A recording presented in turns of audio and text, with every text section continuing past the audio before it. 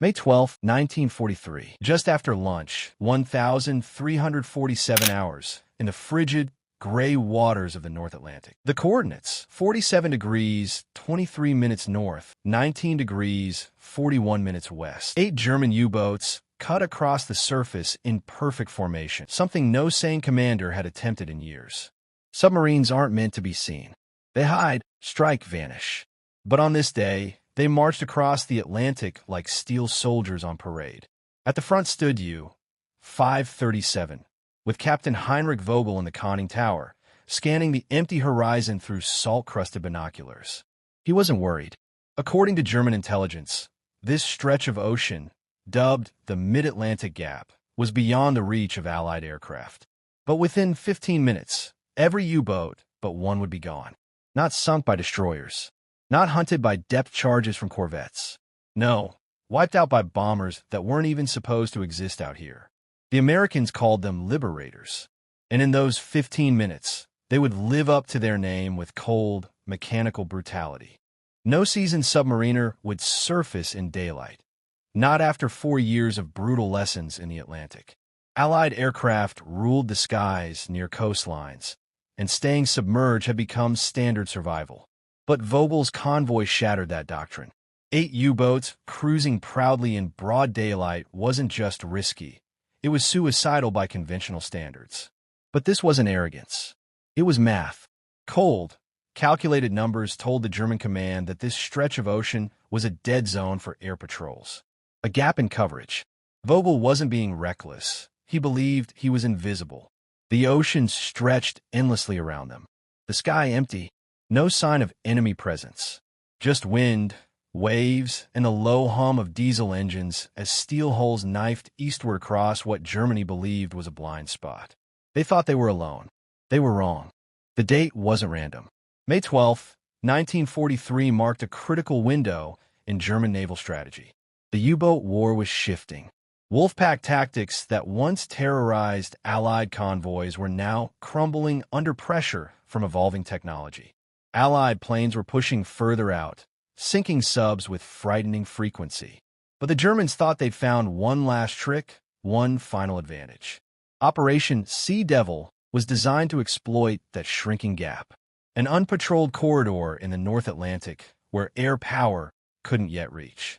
Vogel's plan aimed to slip through it quickly, using surface speed to cover in 5 days what normally took 15. It was bold. It was precise. It was doomed, because while the Germans believed the gap still existed, the Allies had already filled it.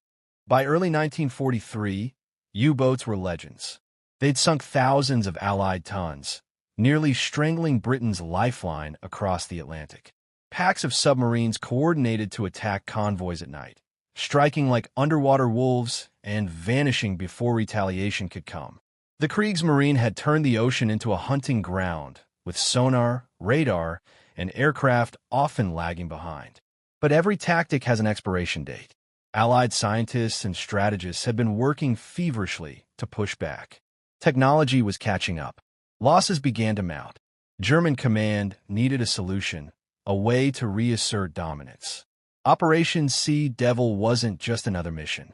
It was a test of whether U-boats could still control the ocean, or if the tide had finally turned. 6 weeks before the disaster, in the concrete bunkers of Lorient, France, Admiral Karl Donitz summoned his top U-boat commanders. The tone was dire. Air power was suffocating their tactics, closing in on once safe patrol routes. Convoys were slipping through. Subs were disappearing. Donitz had built the Wolfpack doctrine, and now he was watching it unravel. Inside those walls, the desperate search for a solution began. Maps were pored over. Patrol patterns studied.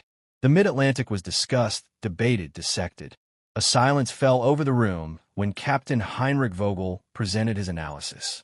There, in the data, was a supposed gap, a hole in Allied coverage. And if he was right, it could change everything. One last offensive. One last chance. Vogel didn't bring hope. He brought numbers. Charts.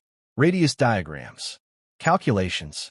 He showed how the consolidated B-24 Liberator, the Allies' long-range bomber, had a combat reach of about 600 nautical miles from base. enough to cover coastal waters, but not the central Atlantic. In the middle of the ocean, 600 to 800 miles from land, Vogel claimed there was a void. No aircraft, no threat. His plan: gather 8 Type 9 U-boats, form a convoy on the surface, and race through that gap at 17 knots. That speed tripled what submerged boats could manage. He promised they'd cross in 5 days instead of 15. More missions, less risk. The math held up. The flaw was invisible. The precision was chilling. The gap spanned roughly 400 nautical miles, just far enough that Allied aircraft would burn most of their fuel just reaching its edge, with little time to loiter. Vogel's plan exploited that timing. 8 submarines, traveling side by side in 2 columns, 500 meters apart. Every 20 minutes, they'd zigzag, changing direction to confuse potential radar or sonar. Lookouts scanned the skies. Anti-aircraft guns were manned. They even synchronized surfacing and diving. On paper, it was flawless. The U-boats would sprint across the gap and strike where the Allies least expected it. What Vogel couldn't know, what no German officer knew, was that the Allies had already erased the gap weeks before. Germany's entire plan rested on one assumption: Allied planes couldn't reach that far. The B-24 Liberator's combat radius with full bombs and loiter time was documented, limited. But the Allies had changed the game. Behind the scenes, British scientists had stripped weight, added auxiliary fuel tanks, and fine-tuned cruise altitudes.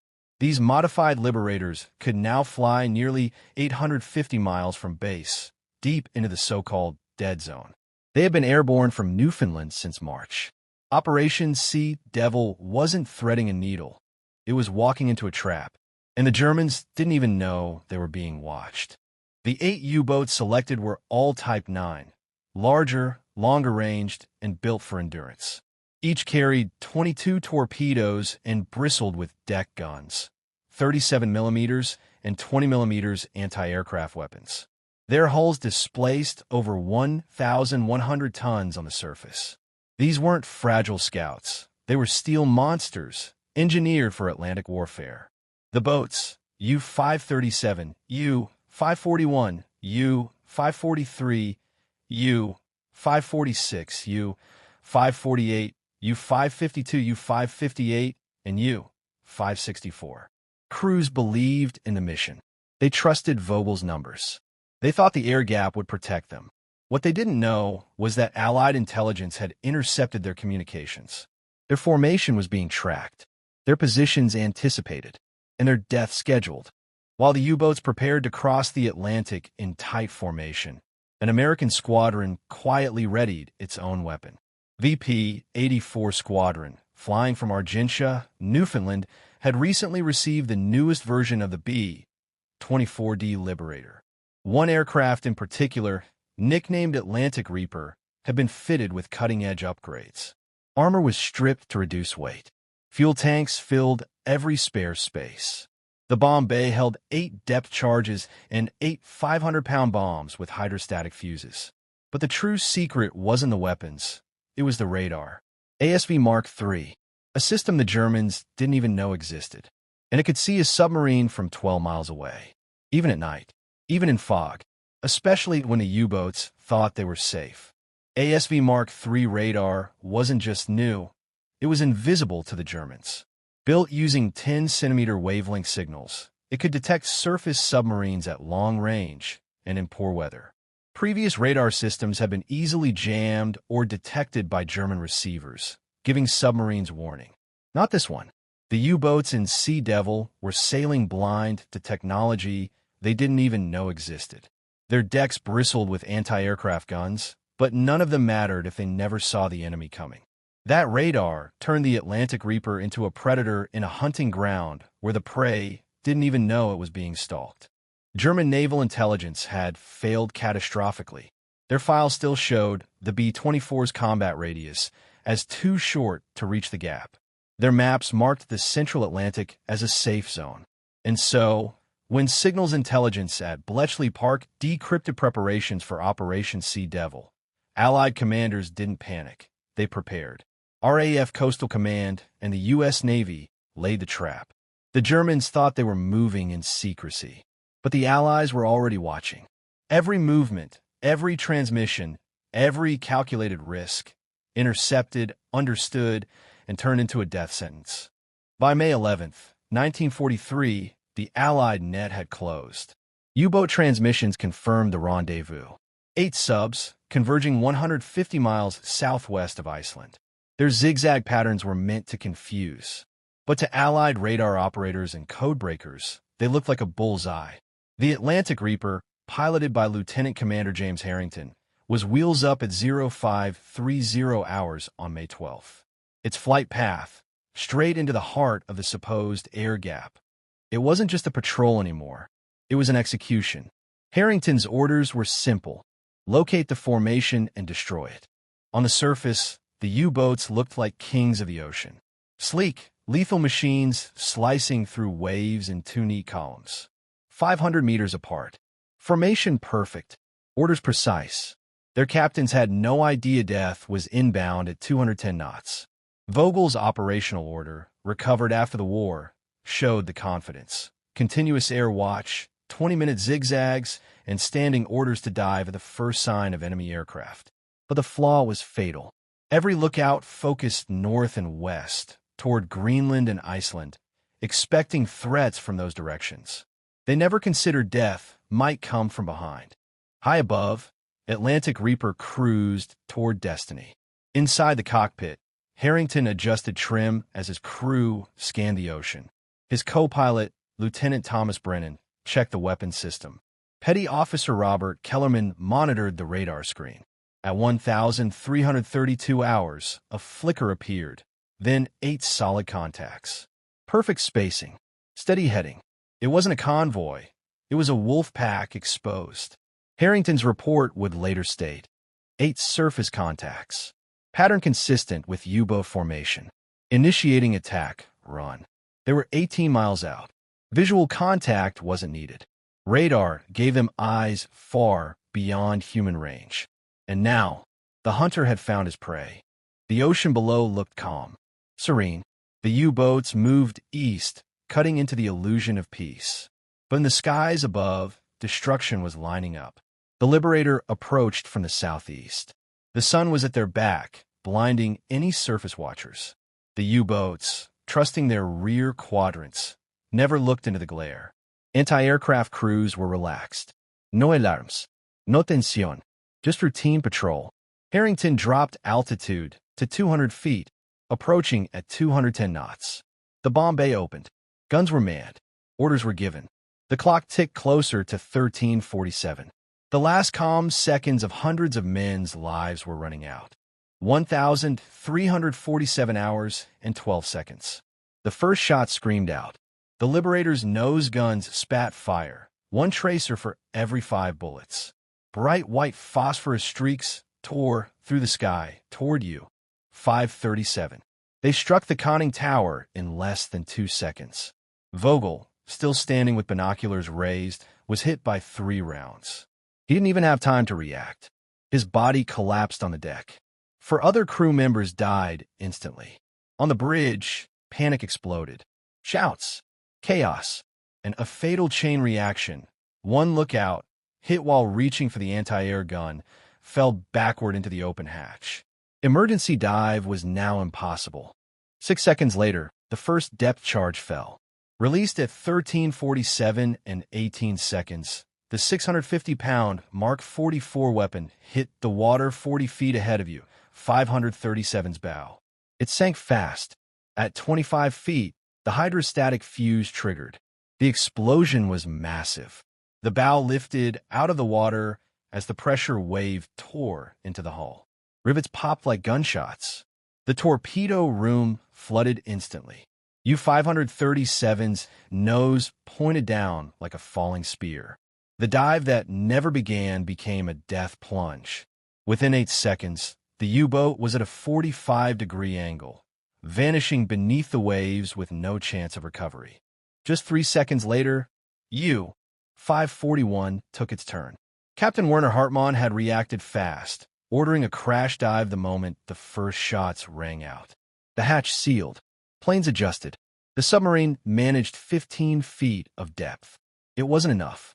The second depth charge exploded 30 feet from the stern. The timing was disastrous. The bow had dipped, but the rear was still exposed. The blast crushed the aft torpedo room. Fuel tanks ruptured. The submarine pitched upward, tail raised almost vertically, before plunging like a harpooned whale. All 47 men aboard were lost, and the Liberator had barely begun. Oberleutnant Hans-Jürgen Offer aboard U-543 made a split-second decision fight. His gunners scrambled to the 37mm deck cannon. At 80 rounds per minute, the weapon fired into the sky with desperate fury. 3 shells struck the Liberator's wing, tearing holes through metal but missing critical systems. The bomber shook but kept its course. Return fire from the Liberator's waist gunners shredded the gun crew. 4 of 5 killed instantly. Then came the third depth charge. Released at 13:47 and 24 seconds, it detonated directly beneath U-543's center hull. The explosion cracked the submarine in half. Both sections sank within 20 seconds. 52 men vanished with them. 12 seconds. That's all it had taken. 3 submarines obliterated in 12 seconds. Men who had been alive and confident less than a minute ago were now either dead or trapped in steel coffins plummeting toward the ocean floor. Above, Atlantic Reaper maintained its attack vector with chilling calm. It had 13 weapons remaining and 5 U-boats still in sight. The sea below churned with oil, flame, and debris, but the formation stayed tight, each commander still unsure whether to dive, surface, or fight. And in that hesitation, death had the advantage. U-546 was next in the Liberator's sights. But unlike the others, its captain, Captain Lieutenant Paul Dietrich, didn't hesitate. The moment U-537 vanished in smoke, Dietrich gave the order, crash dive, no fight, no surface stand. His crew moved with flawless precision. Hatch sealed, ballast flooded, planes angled down. The submarine hit 30 feet when the fourth depth charge exploded 50 feet away. The shock wave slammed the boat like a hammer, shattering light bulbs, bruising men, but the hull held. U-546 was battered but intact. It dove deeper and kept running. It would be the only one to survive. At 1,347 hours and 36 seconds, the fifth depth charge dropped, this time aimed at U-548, under the command of Captain Lieutenant Friedrich Ulrich. The explosion ruptured diesel lines, and within seconds, the sea itself caught fire. Flames rolled across the surface, chasing crew members trying to escape the burning hulk. 23 men jumped. Only 5 would survive. The rest either burned or drowned in the frigid water, smoke and oil coating their last breath. One survivor's skin was so badly burned that rescuers couldn't identify him until days later. U-552, the very boat whose lookout first spotted the Liberator, faced the sixth charge. Its captain, Klaus Forster, ordered his crew to stay topside and fight. The 20mm and 37mm guns opened up in a synchronized burst. But the Liberator came in too fast, too low. Its armor had already absorbed damage, and none of the U-boats' rounds struck anything vital. At 13:47 and 42 seconds, the bomb detonated beneath the control room. The blast ripped open the pressure hull. The boat pitched forward, nose diving at nearly 60 degrees. Seawater flooded so fast, men were crushed against bulkheads before they could scream. No one survived. Captain Lieutenant Gunther Kreck of U-558 made a desperate gamble. Run. He pushed the engines to emergency power, 18 knots, trying to outrun the Liberator's aim. The seventh depth charge fell short but exploded near the stern, jamming the rudder and blowing out the propeller shaft. The boat began spinning in tight, uncontrolled circles. The crew abandoned the rear compartments as water flooded through ruptured seals. Kreck ordered the crew to abandon ship. 36 men jumped into the icy Atlantic. 29 survived. 7 did not. And U-558 vanished below, still turning. Only a minute had passed since the attack began. 63 seconds, to be exact. 7 U-boats had been attacked. 6 destroyed. 1 barely alive. Hundreds of lives lost. The Atlantic Reaper, battle-damaged but still in command of the sky, looped back for another run. Below, oil slicks burned. Debris floated. And yet, one submarine remained. B-24 The youngest captain in the formation was about to face the second run, and the full weight of everything learned from watching his comrades die. Oberleutnant zur See Reinhard Vogel was just 26. His U-564 was the last one left. He'd watched everything. The tracers, the fire, the sinking hulls. He understood one thing. Surface meant death. Dive, and you became a stationary target. Fight, and you were an easy one. So, he broke doctrine. He did both. He ordered a dive while keeping his anti-aircraft crews at their stations. They would fight while descending. Madness? Maybe, but it was the only choice left. His men, trained to follow orders without hesitation, obeyed. As the Liberator banked for its second run, U-564's guns opened fire. With each boat that had fallen, these gunners had learned. They watched the attack profile, tracked the approach. And it worked. A 37mm shell ripped through the starboard waist gun, killing Seaman Daniel O'Connor instantly. Another round punched through the radio compartment. The Liberator shuddered. Harrington, bleeding from shrapnel, made his call, continue the run. He knew this submarine was different. It could escape, and if it did, it would kill again.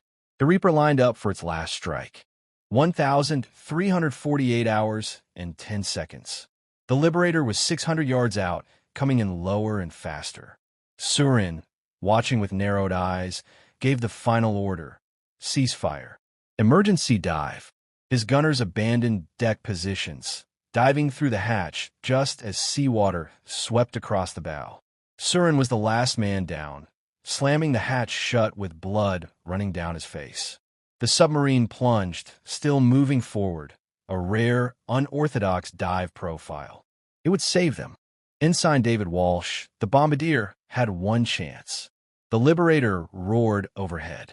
U-564 was already below, slicing forward under the surface. Walsh did the math in his head: distance, descent, forward motion. He had 3 seconds to solve a 3D trigonometry problem while wounded men screamed behind him. At 1,348 hours and 22 seconds, the 8th depth charge fell. It detonated 80 feet behind you, 564, too far to kill. The pressure wave struck with bruising force, but the hull held. U-564 reached 250 feet and vanished into the Atlantic dark. For the first time in 90 seconds, the sky was silent. At 1,348 hours and 45 seconds, it was over. 1 minute and 33 seconds had passed since the first shot. The Liberator banked away from the smoldering ocean, smoke trailing from its wing. Below, 7 U-boats were either sinking or already gone. The sky that had once been empty was now filled with the echo of gunfire and black smoke columns. The water was a graveyard. 70 survivors bobbed in frigid swells, burned, bleeding, or dazed, floating amidst oil, splinters, and twisted steel. The Atlantic held its silence, but death clung to every wave. Inside the Atlantic Reaper, the crew counted the cost. 1 dead, 2 wounded, 23 holes torn into the fuselage, the starboard waist gun gone, radio silence, the communication system destroyed by enemy fire. Harrington sat at the controls, one hand gripping the stick, the other slick with blood. His decision had been brutal, but final. The U-boats were either dead or crippled. With fuel tanks running low and no backup on the horizon, he turned northwest for the 8-hour flight back to Newfoundland. The Liberator had survived, but had flown through hell. Below, the survivors of Operation Sea Devil clung to wreckage and floated in 44-degree water. Time was the new enemy. Hypothermia doesn't make a sound. It creeps in through wet clothing, steals movement from fingers, dulls vision, numbs the mind. After 90 minutes, unconsciousness. After 2 hours, death. Captain Lieutenant Friedrich Ulrich of U-548 was alive, barely. He clung to a floating ammo crate with 3 other men. His wristwatch still worked. It read 1,355 hours. The attack had lasted less than 2 minutes. The dying had just begun. At 1,442 hours, nearly an hour after the attack, a coded message reached the Royal Canadian Navy. The Liberator's signal had been picked up, relayed through intelligence channels, and decoded. Multiple U-boat kills. Survivors in water. The coordinates were precise. The HMCS Drumheller, a Canadian corvette assigned to escort duty, altered course. Commander Anthony Griffin ordered flank speed, 16 knots, toward the site. They were 180 miles out. Estimated arrival, just past 1,800 hours. 4.5 hours away. For the survivors, it would feel like forever. At 1820 hours, Drumheller arrived. The sun was low on the horizon, casting long golden streaks over an ocean choked with wreckage. Oil slicks stretched for miles. Bodies floated among broken planks, life vests, torn uniforms. The water was quiet, eerily so. Only a few survivors moved. The rest stared upward, eyes open, mouths closed, death gently holding them afloat. Griffin's after-action report, now preserved in Canadian archives, described the horror clinically. But beneath the words was something unmistakable: shock. Even in war, this was different. This was annihilation. Canadian sailors lowered boats and dove into the freezing water. They pulled men aboard, wrapped them in blankets, forced hot coffee into trembling hands. Some tried to speak. Others simply stared. 42 were pulled from the sea. 11 had already succumbed to the cold. Their life vests held them above the surface, long after life had left their bodies. 26 more were never found, claimed by the depths that swallowed their submarines. For the men of Drumheller, the line between enemy and human disappeared fast. Something changed aboard Drumheller. Men who had trained to kill U-boat crews now fought to save them. Language barriers meant little. The shaking, frostbitten men in German uniforms needed warmth, medicine, and dignity. And they got it. Blankets were shared, clothing donated, soup passed hand to hand. Sailors wiped oil from enemy faces. No one asked if they deserved it. No one cared. Griffin wrote in his report, "Recognition of suffering transcends language." They were sailors like us. That truth hung heavy in the freezing air. At 1945 hours, Captain Lieutenant Ulrich formally surrendered. The ceremony was improvised. He had no sword to offer, no boots, no cap, just a name, a rank, and the weight of command.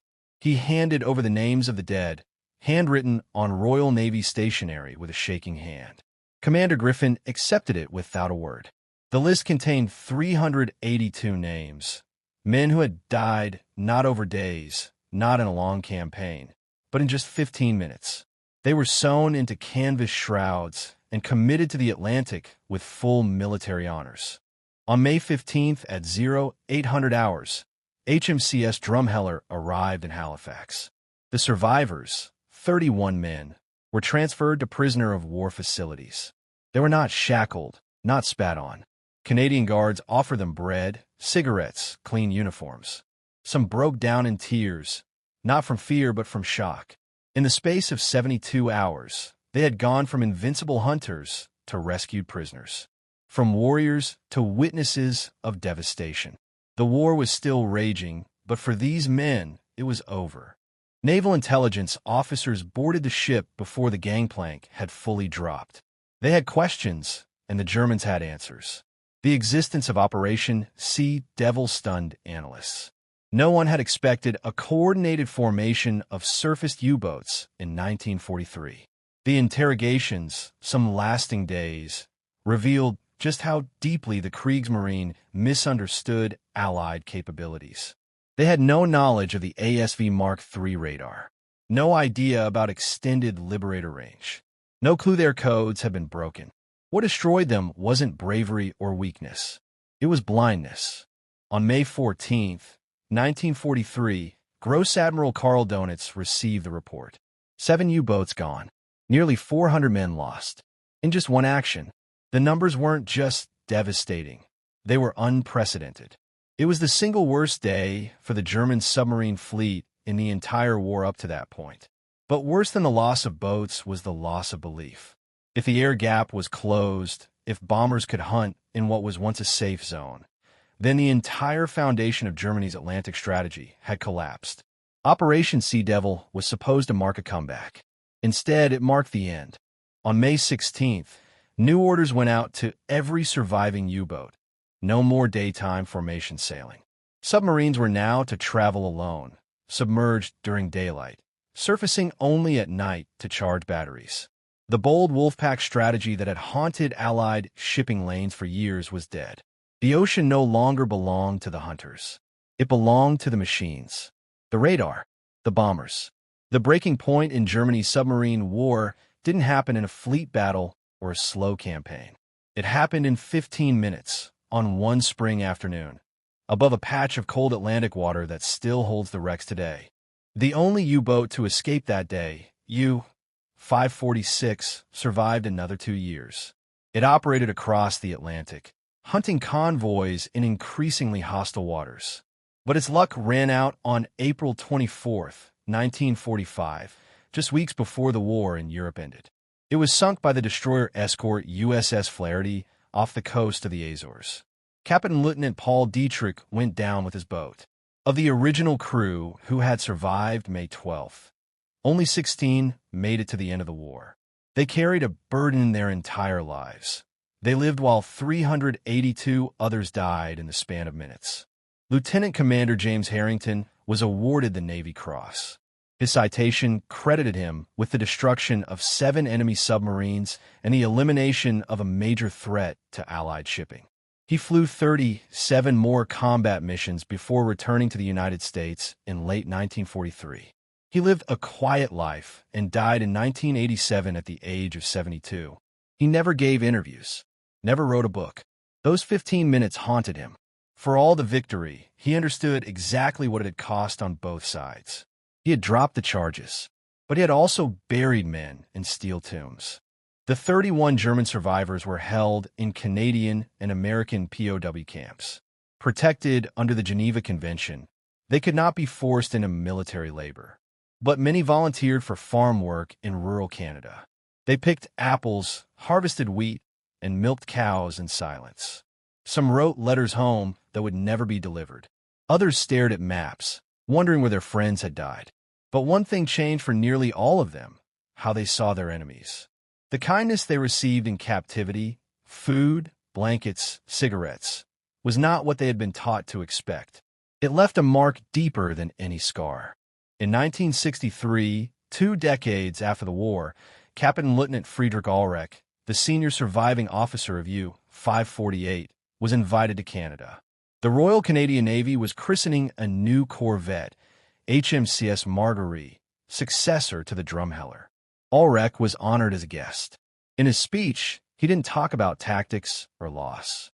He talked about dignity, about the moment when Commander Griffin chose to save, not punish. They showed us the honor warriors extend to defeated enemies, Ulrich said.